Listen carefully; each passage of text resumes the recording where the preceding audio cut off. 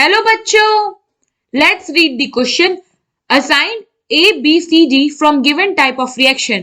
A for disproportionation reaction, B for comproportionation reaction, C for either intermolecular redox reaction or displacement reaction, D for either thermal combination redox reaction or thermal decomposition redox reaction.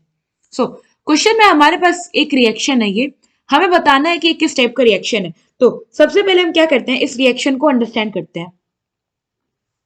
तो हमारे पास है NH4 whole twice Cr2O7 which is ammonium dichromate. इसको जब हम heat कर रहे हैं तो ये डिकम्पोज हो जा रहा है into nitrogen gas plus Cr2O3 chromic oxide plus H2. अगर हम इक्वेशन बैलेंस करें तो ये हो जाएगा हमारा 4. तो ये हो गया अब हमारा इक्वेशन बैलेंस. अब इस इक्वेशन से हमें एक चीज तो पता चली कि ये जो हमारा रिएक्शन है ये थर्मली डिकम्पोज हो रहा है. तो यहां पे होगा थर्मल डिकम्पोजिशन. अब हम देखते हैं कि ये किस तरह से थर्मली डिकम्पोज हो रहा है. तो उसके लिए हम अपने एलिमेंट्स को ऑक्सीडेशन स्टेट देखते हैं. तो सबसे पहले अगर हम बात करें हमारे NH4 होल ट्वाइस Cr2O7 में, तो हमें पता है कि जो ऑक्सीजन है वो ईच ऑक्सीजन -2 पे होगा और जो हमारा क्रोमियम है ये हो जाएगा हमारा +4 में. यहाँ पे ईच हाइड्रोजन +1 में होगा और जब हम नाइट्रोजन का ऑक्सीडेशन स्टेट देखेंगे तो ये हो जाएगा हमारा -3. ना N2 की बात करें तो ये हो जाएगा 0 क्योंकि ये एलिमेंटल फॉर्म है. Cr2O3 में ईच ऑक्सीजन -2 ऑक्सीडेशन स्टेट में है. तो जब हम क्रोमियम को ऑक्सीडेशन स्टेट देखेंगे तो ये हो जाएगा हमारा +3. H2O में ईच हाइड्रोजन +1 ऑक्सीडेशन में और ऑक्सीजन हो गया हमारा -2 में.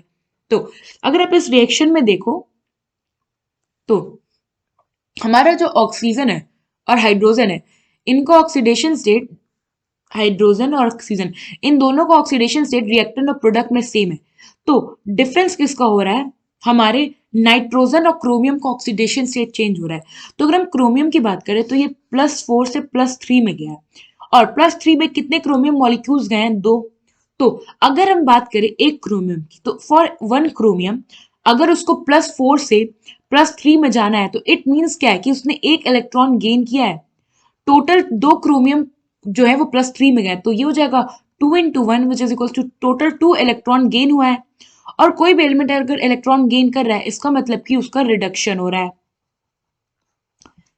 Now comes two chromium, sorry nitrogen. यहां पे अगर आप देखो तो नाइट्रोजन -3 से 0 पे गया है.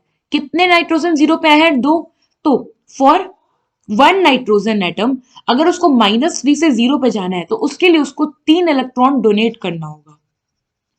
और यहाँ पे जो कि 2 नाइट्रोजन एटम 0 पे आए तो टोटल हो जाएगा हमारा 3 × 2 which is equal to 6 electrons in total donate हुए हैं. और कोई भी एलिमेंट अगर इलेक्ट्रॉन डोनेट कर रहा है तो इसका मतलब है कि उसका ऑक्सीडेशन हो रहा है. तो आप देख सकते हैं कि ये जो हमारा केमिकल रिएक्शन है इसमें एक एलिमेंट जो है ये हमारा ऑक्सीडाइज हुआ है और अनदर एलिमेंट जो है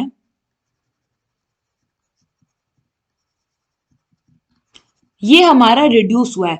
तो कोई भी ऐसा रिएक्शन जिसमें एक ऑक्सीडाइज होता है एक रिड्यूस होता है एलिमेंट, ऐसे रिएक्शन को हम कहते हैं रिडॉक्स रिएक्शन. ना अगर हम ओवरऑल रिएक्शन की बात करें तो आप देखो कि ये जो रिडॉक्स रिएक्शन है ये हुआ है विया थर्मल डिकम्पोजिशन.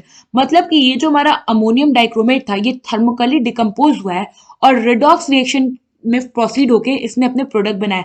तो ये ओवरऑल जो हमारा रिएक्शन होगा ये होगा हमारा thermal decomposition redox reaction.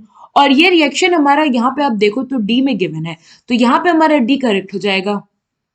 I hope आपको ये क्वेश्चन समझ में आया होगा. Thank you.